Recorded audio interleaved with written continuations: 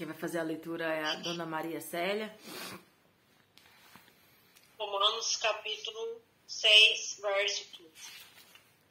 Isso. Porque havemos de pecar porque não estamos debaixo da lei, mas debaixo da graça, de modo nenhum. Não sabeis que daquela a que vem vos apresentais como servos, para lhe obedecer. Sois servos desse mesmo a quem obedeceis, seja do pecado para a morte ou da obediência para a justiça.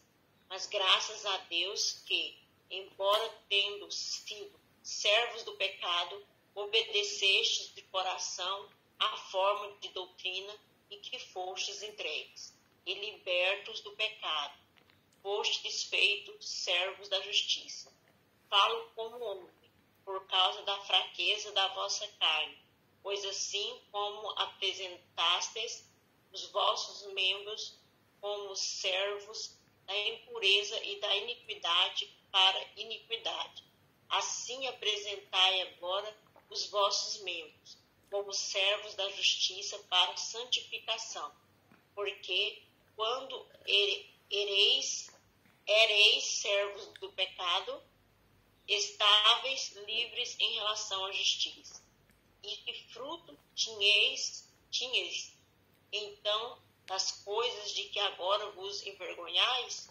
Pois o fim delas é a morte. Mas agora, libertos do pecado e feitos servos de Deus, tendes o vosso fruto para a santificação e por fim a vida eterna. Porque o salário do pecado é a morte, mas o dom gratuito de Deus é a vida eterna em Cristo Jesus, nosso Senhor. A lei e a graça. Ou ignorais, irmãos, pois falo aos que conhecem a lei, que a lei tem domínio sobre o homem por todo o tempo que ele vive, porque a mulher casada está ligada pela lei a seu marido enquanto ele viver. Mas se ele morrer,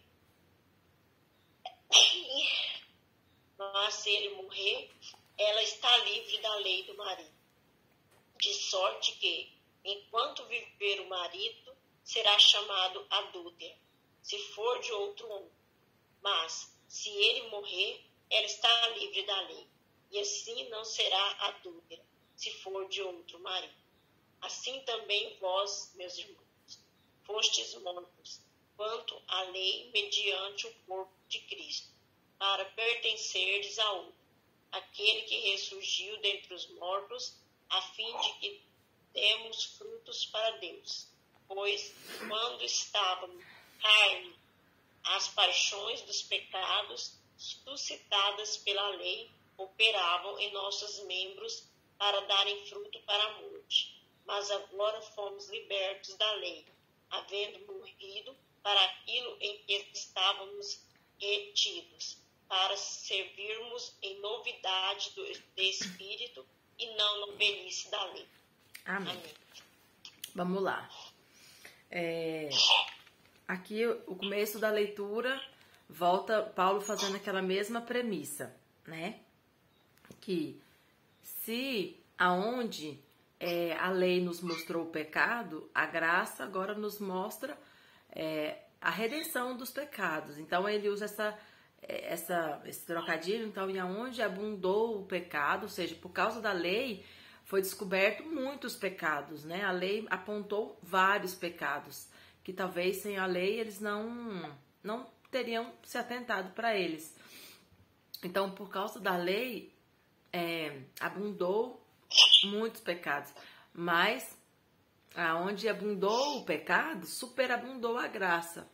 Então, por mais que essa lei nos mostrasse muitos pecados, agora, por meio da graça, por meio, né, de Cristo, nós temos como pagar todos esses pecados, né? Vamos entender dessa forma. E aí ele faz essas perguntas que ele faz, é meio que uma pergunta, é como se ele estivesse imaginando que pode ser que alguém esteja fazendo esse tipo de pergunta. Então ele se antecipa e faz. E ele diz, pois que, ou seja, então haveremos de pecar porque não estamos mais debaixo da lei? Então agora já que a graça, né, cobre multidões de pecado, então eu posso pecar, porque agora tem graça o tempo todo. Essa é a linha de raciocínio que Paulo tenta trabalhar. A gente falou disso, né, já tem alguns dias que a gente está nessa linha de raciocínio. O que Paulo quer combater? Paulo quer combater essa libertinagem da carne, de achar que porque agora a lei aponta para Cristo e Cristo já perdoou os nossos pecados, eu agora não preciso viver em uma vida zelosa, eu não preciso viver em uma vida de santificação. E Paulo tenta combater essa linha de raciocínio. E aí, na verdade, a gente poderia afirmar que o que acontece é que Paulo, ele troca, se a gente pode dizer assim, ele troca, quando a gente fala da lei pela santificação.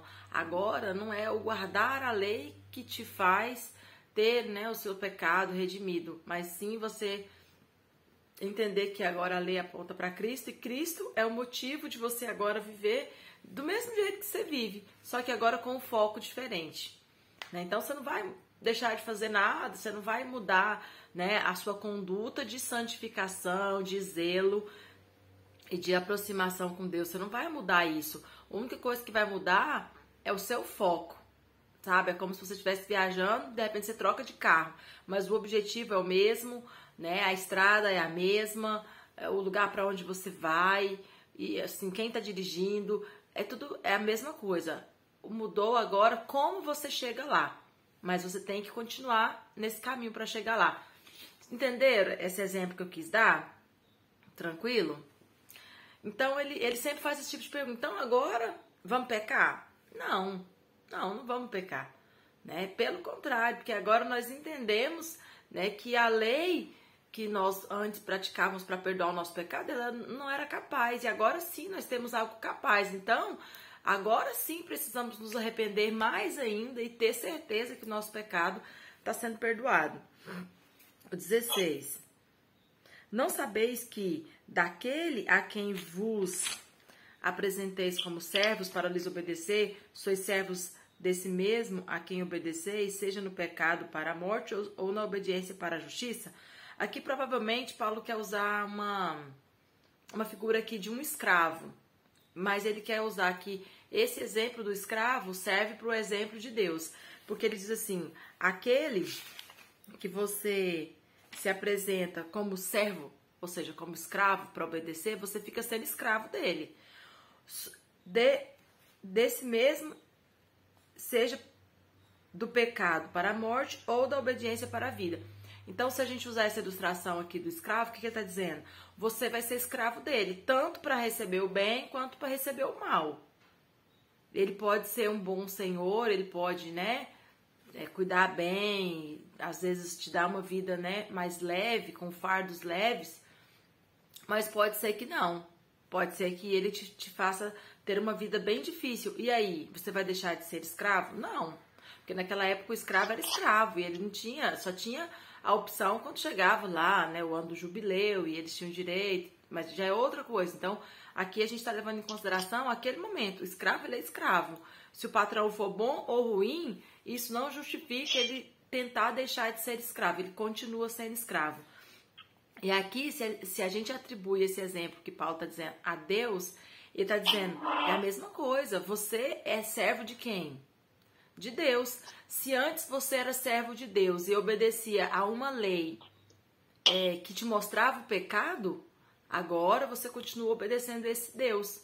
Mas agora você não tem uma lei que mostra o pecado, você tem uma graça que mostra o perdão. Esse versículo eu entendo dessa forma. Deu para entender? Esse exemplo do servo? E aí, para complementar esse argumento, ele usa agora a imagem do casamento, que é um argumento muito forte, usado, né, dentro da teologia para falar sobre a lei e sobre a aliança, né? Ele fala assim, ao 17. Mas graças a Deus que, embora tendo sido servos do pecado, por que servos do pecado? Porque a lei apontava o pecado e eles obedeciam à lei. É nisso que Paulo está dizendo. Não que eles viviam entregues ao pecado, mas é porque Paulo tem consciência que a lei que eles seguiam era uma lei que apontava para o pecado, levavam eles a ver o pecado que havia neles. Obedecestes de coração a forma de doutrina a que fostes entregues, ou seja, vocês estavam lá e vocês obedeciam, né, aquilo que estava proposto para vocês. E agora, libertos do pecado, por que libertos do pecado? Porque agora vocês perceberam o pecado que há em nós, porque a lei nos mostrou. Fostes feitos servos da justiça. Então agora vocês não são servos da lei que mostra o pecado, vocês são servos da justiça. Por que justiça? Porque justiça é uma palavra que amarra tudo, né? Amarra o certo, o errado, né? O pecado, o perdão, a graça. Então, agora nós somos servos da justiça, aquilo que é correto. Se a lei tinha pontos que apontava para algum tipo de incoerência, hoje não faz sentido mais, então eu guardar essa lei, porque hoje eu preciso obedecer aquilo que é coerente, aquilo que é justo. 19. Falo como homem por causa da fraqueza da vossa carne. Pois assim como apresentastes os vossos membros como servos da impureza e da iniquidade para a iniquidade, assim apresentai agora os vossos membros como servos da justiça para a santificação. O que são os membros? Os membros são o corpo, tudo, né? O pensamento, a mão, o pé, a cabeça, todo o seu corpo. Então ele fala, do jeito que vocês ofereceram seus membros, obedecendo a essa lei, e que muitas vezes levaram vocês a ser servos de impureza, de iniquidade. Por quê? Porque embora você fizesse a lei, você não a fazia no coração. Então Paulo entende que você estava fazendo a lei, mas estava pecando. É nesse sentido. Então você usava seu corpo para pecar, porque você fazia a lei de uma maneira física, mas ela não acontecia na intenção. Aí ele fala, então já que vocês faziam isso, já que vocês usavam o corpo de vocês para se entregar, né, ao pecado, usem agora esse corpo para se entregar à justiça. É isso que Paulo está dizendo. Muda a disposição. É o exemplo que eu dei da viagem. O objetivo continua o mesmo, só que a gente vai mudar a forma de como nós fazemos isso, como nós estamos tentando chegar lá. 20. Porque quando vocês eram servos do pecado, estava livre em relação à justiça. Por que estava livre? Porque o fato de fazer ali o ato da lei dava para eles uma ideia de que eles já estavam absolvidos. Então, nesse aspecto, eles achavam que eles já estavam livres. E que no fruto tinha, então, das coisas de que agora vos envergonhais. Peraí, vamos entender isso aqui. E que fruto tinhas? E que fruto vocês tinham, então, das coisas de que agora vos envergonhais? Ou seja, vocês faziam coisas que hoje vocês têm vergonha. E qual o fruto disso? O que resultou esse zelo, né? Esse guardar essa lei, né? Que era feita só de maneira exterior? É como se ele falasse, nada. E aí ele resume. O fim delas é a morte, ou seja, a lei por si só, o fazer, o sacrifício por si só, não tem resultado, não tem fruto. E aí ele pergunta, cadê o fruto? Me mostra. Né? Tipo assim, você é uma pessoa piedosa, temente, misericordiosa, você faz isso porque realmente o seu coração está marcado por Deus? Não tá. Percebe que é tudo de fora, é só de fora, não tem nada de dentro? Então é mais ou menos isso que Paulo quer levar eles a entender. Mas agora, aí ele fala, agora que vocês entenderam, né? Do que ele está falando? Ele está falando da graça que não nos deixa permanecer no pecado. Perceba qual é o tema proposto por Paulo. É entender que agora estamos debaixo da graça. Fala, mas agora, libertos do pecado, desse pecado, né? De viver só o ritual, feitos servos de Deus, tende o vosso fruto. Ou seja, agora sim vocês percebem resultados. Quais são? A santificação e a vida eterna. Olha que linha de raciocínio interessante de Paulo, né? Agora sim, a santificação. E lembra que eu falei dessa palavra? Santificação é um processo. Então, Paulo entende que agora a graça, parecido com a lei, ela deve gerar em nós fruto. Qual que é o fruto? A santificação. Por que a santificação? Porque na santificação é um processo. Todos os dias eu me preocupo em me separar para Deus, em ser zeloso, em agradar a Deus. E isso de uma maneira subjetiva, não de uma maneira somente física e exterior. Essa é a linha de raciocínio de Paulo. O fruto da graça é visível. E o fruto da lei? Não tem como ver. Vocês estão entendendo que eu tô querendo, a linha de raciocínio que eu estou criando aqui? O fruto da lei, Paulo falou, cadê o fruto? O que vocês se tornaram? Vocês se tornaram pessoas melhores? Vocês se tornaram pessoas que realmente querem agradar a Deus? Ou vocês simplesmente estão aí camuflando e maquiando o pecado de vocês, oferecendo e sacrificando e cumprindo, né, essa lei? Não tem fruto. Agora a graça tem fruto. A santificação e depois a vida eterna. Aí no 7 é que ele vai falar do casamento. Ele fala, olha, não ignorais, irmãos, que a lei tem o domínio sobre o homem por todo o tempo que ele vive. Aqui ele fala aqui, falo como homem. Não, peraí.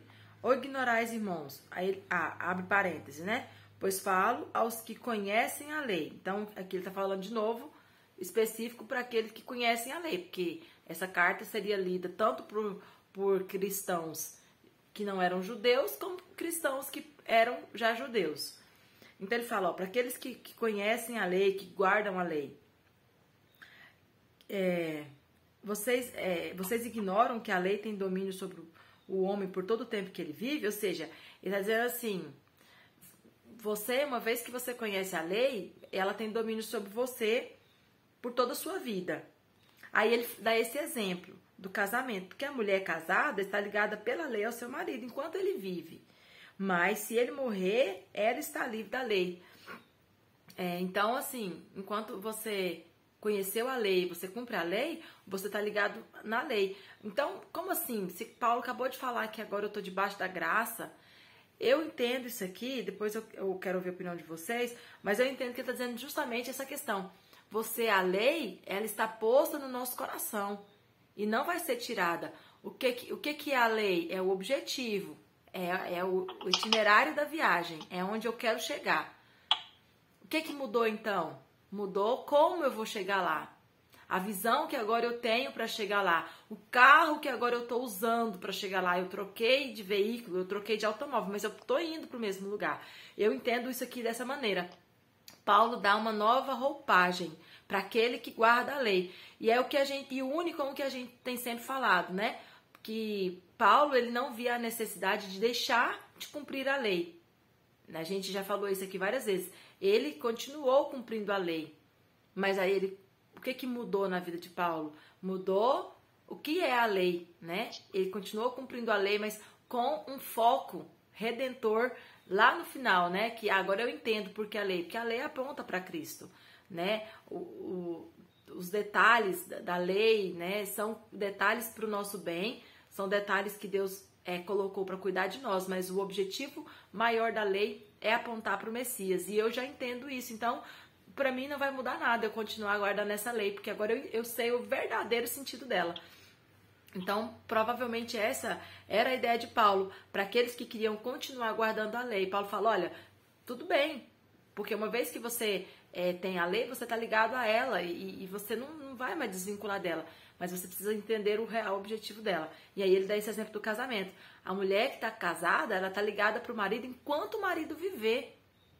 E não, por isso que a gente fala, né, que não existe divórcio, né? Uma vez que o homem morrer, aí ela está livre. Mas enquanto ele estiver vivo, eles podem estar separados aonde eles estiverem. Se ela possuir a outro homem, ela é considerada adúltera. E aí ele usa esse princípio para falar da lei. Enquanto você estiver vivo, uma vez que você, né, segue a lei, é cumpridor da lei, a lei ela está ligada a você. E aqui só é interessante que, como não tem como a lei morrer, Paulo coloca aqui, e só quando você morrer. Olha que interessante. Ó.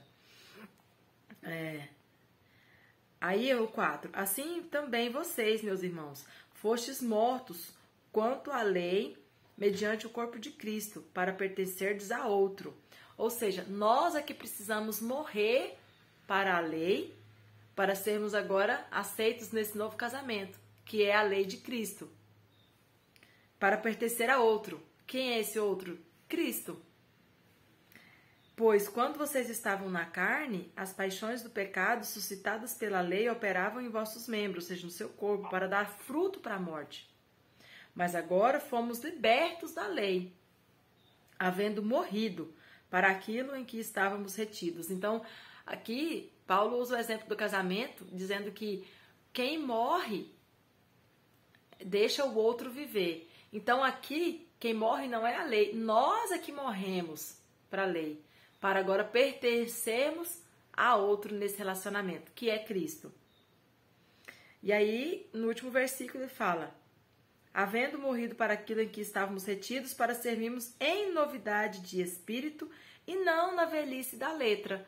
Então, é justamente isso que Paulo está dizendo. Olha, nós precisamos mudar a visão, precisamos mudar a forma de ver, de viver, né? Mas o objetivo é o mesmo, a caminhada é a mesma.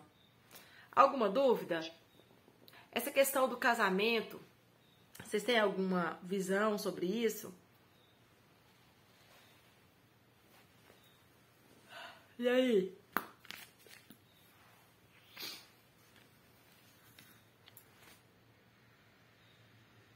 Então, na verdade, quer dizer que quando casa, mesmo que separe, divorcie, mas fica casado. Na verdade, o foco aqui não é falar do casamento, mas Paulo usa um conhecimento prévio. É como se Paulo pensasse assim: vocês já sabem a lei acerca do casamento. Então ele não volta para falar, mas automaticamente ele já está aqui afirmando e fazendo teologia sobre o casamento. Que o casamento só é anulado quando existe morte. Isso é o que Paulo fala, que uma vez que você casa, se a mulher separa do marido, ele fala aqui da mulher, mas em outras passagens a gente entende que isso serve para ambos. Enquanto o marido viver, ela está casada com ele, embora ela não esteja vivendo, não esteja casada, ela não pode ter outro marido, porque senão ela vai ser considerada adúltera. Só quando o marido morre, ela está livre. Igual eu disse, o foco aqui não é falar de casamento, mas ele usa o casamento como tipo assim, vou usar um exemplo que vocês já conhecem. Então era como se todos tivessem um senso comum e todos estivessem em acordo sobre isso. Todos concordavam que a mulher só podia ter outro marido quando o marido morresse. Então, já que todos vocês concordam com essa premissa, todos vocês concordam com essa afirmação, vou usar esse exemplo. Da mesma forma somos nós estamos casados com a lei. É um casamento. Então, você separou da lei. Para você entrar em outro relacionamento, o que acontece? Agora, como não tem como a lei morrer, quem vai morrer é você. Você morre para você entrar em um novo relacionamento. É isso que Paulo está dizendo. Tipo assim, o poder do vínculo. Como é forte a aliança. Né? Então, para nós entrarmos em uma aliança agora com Cristo, precisamos morrer para a lei, morrer para os nossos, né, para as nossas antigas condutas. Aqui ele fala, né, sobre quando nós entregávamos o nosso corpo para o pecado. Como assim? Porque com o nosso corpo, embora nós praticando a lei, atraímos pecado para nós.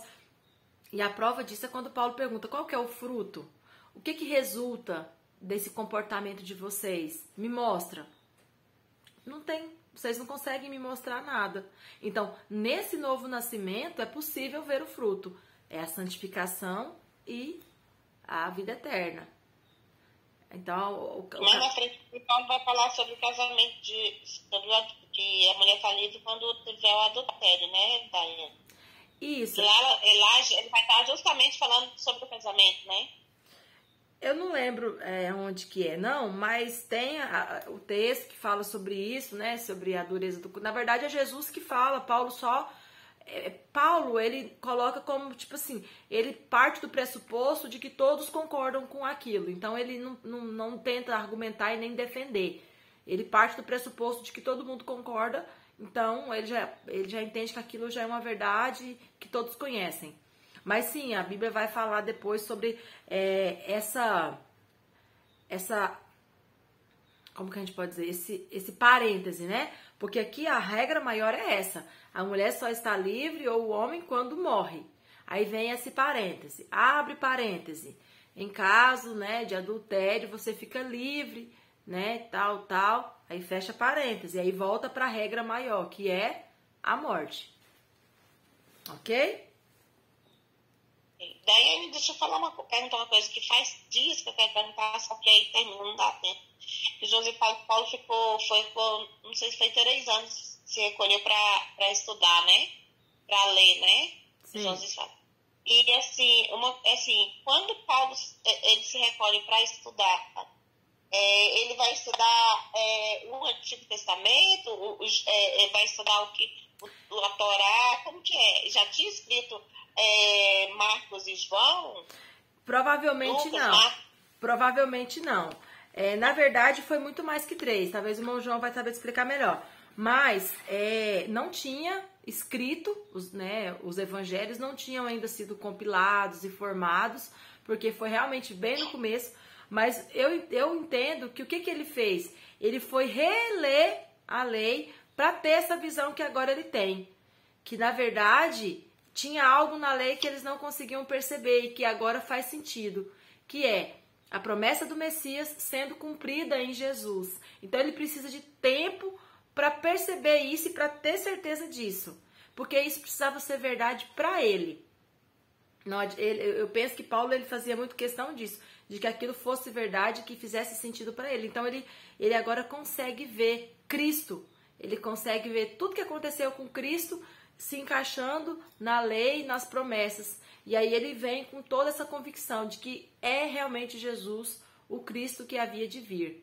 Baseado na lei mesmo, porque eles não tinham até então os registros já, as cartas, os evangelhos, nada tinha sido ainda redigido.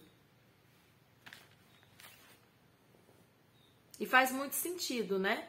A gente tentar fazer uma releitura, né, da lei, para quem gosta. É por isso que tem os judeus messiânicos, né? Eles conseguem fazer essa releitura e falar, poxa, verdade, é Jesus, né? E aí eles creem que Jesus é o Messias. Mais algum comentário? Gente, esses textos de Romanos são coisas bem profundas, tem que ficar bem atento se vocês ficarem com alguma dúvida. Eu mesmo fico cheia de dúvida. Aí eu tenho que ficar assim.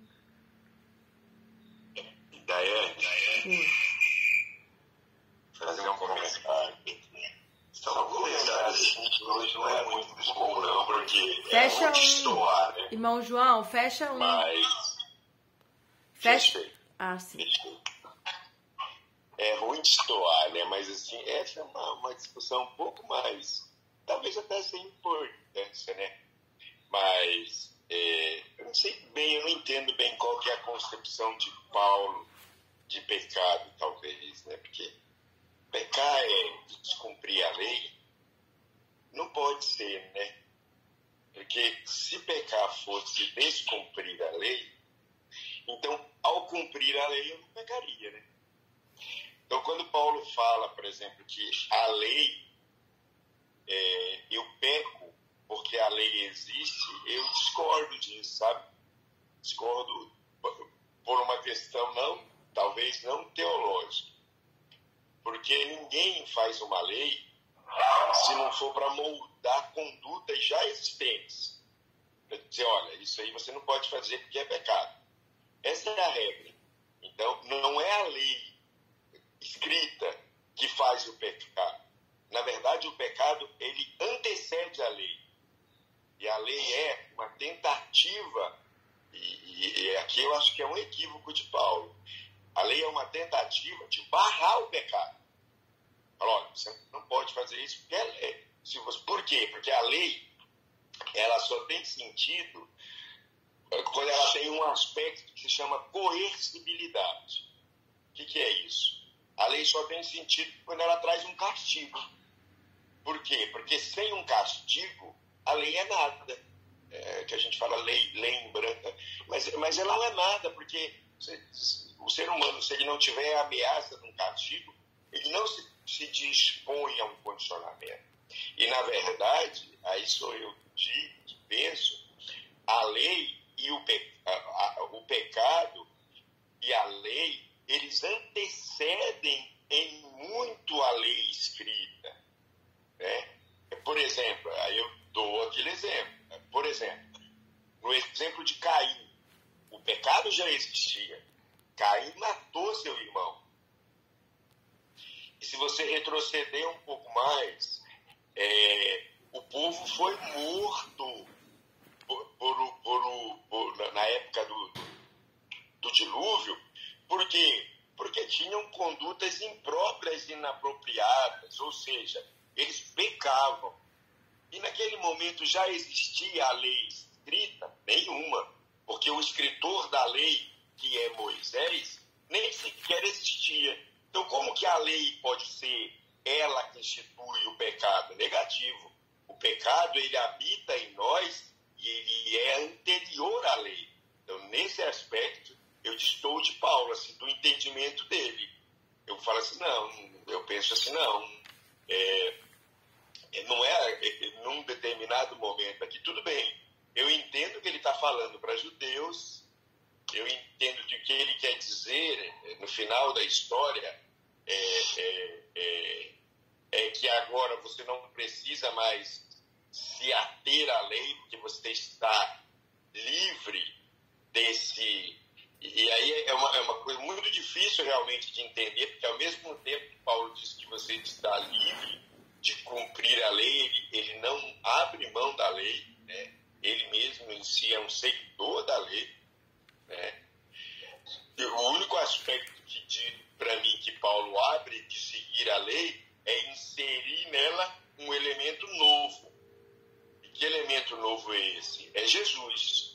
Ele fala, olha, o que a gente tem que entender é essa releitura da lei para entender que a lei fala o tempo inteiro de Jesus, né? Mas ele não abre do cumprimento da lei. Paulo é um cumpridor da lei. Hoje eu estou mais certo que isso que nunca. Embora ele dissesse que não era necessário cumprir a lei, mas assim eu penso que a lei cerimonial, mas aí é aquela história de que um discurso convence um, mas um exemplo convence 1 milhão. No exemplo, Paulo não era um cumpridor da lei. Continuava cumprindo a lei, continuou cumprindo a lei. Pelo menos é isso que nesse momento me parece. Mas assim, eu só queria falar dessa coisa porque eu sei que ela é um pouco chata de falar e um pouco complicada, mas nesse exemplo de Paulo, quando ele fala aqui no texto que a lei criou o pecado, não, a lei não cria o pecado. O pecado já existe, independente da lei. E eu tenho consciência, assim, Daiane, eu não sei, talvez, assim, talvez o sujeito não tivesse o castigo, porque não havia uma tentativa de contê-lo, sim, mas o pecado é o sentimento humano, não é o condicionamento a uma lei. O pecado ele está numa outra estrutura. O pecado está numa estrutura moral e não numa estrutura legal. São estruturas diferentes. Mas deixa eu te perguntar. Nesse aspecto eu não concordo com ele. Essa palavra que você tá usando de que Paulo coloca que o pecado ele criou a lei, ou a lei criou o pecado. Eu não sei qual que é a referência, mas o entendimento que eu tenho, que Paulo não tenta colocar isso, que o pecado, que a lei criou o pecado. Tipo assim, o pecado não existia e agora ele passa a existir. O que Paulo faz é dizer que a lei, ela nos mostrou o pecado. Que pecado? A gente falou sobre isso. O pecado que aquele que não tinha lei, o tinha no seu coração.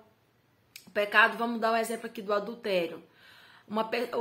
A pessoa que não tinha lei, lá no seu coração, algo dizia para ele que não era conveniente ele ir lá e possuir uma mulher que não fosse a dele. E aí a lei vem e fala o quê? Aquele que não cobiçarás a mulher do teu próximo. O que Paulo está querendo dizer? Que quando a lei fala não cobiçarás a mulher do teu próximo, eu falo, Uai, eu posso cobiçar a mulher do meu próximo? Quer dizer que existe essa possibilidade? Percebe que, tipo, quando a lei fala não faça, o meu cérebro diz assim, então eu posso fazer? Eu podia fazer então? E não fiz? Não acredito que eu perdi tanto tempo. Eu entendo dessa forma, que o que Paulo faz é mostrar que a lei, ela nos mostra o pecado que às vezes estaria até adormecido, sabe?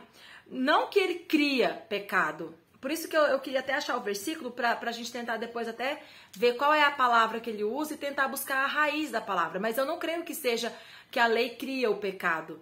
Mas sim que a lei, ela nos aponta um pecado que às vezes nós nem teríamos visto, né? Como esse exemplo, né? De não cobiçarás a mulher do teu próximo. A pessoa, mas tem alguém que cobiça? Será que tem alguém que faz isso? E aí isso começa a gerar no nosso coração uma possibilidade. E tantos outros exemplos da lei, né?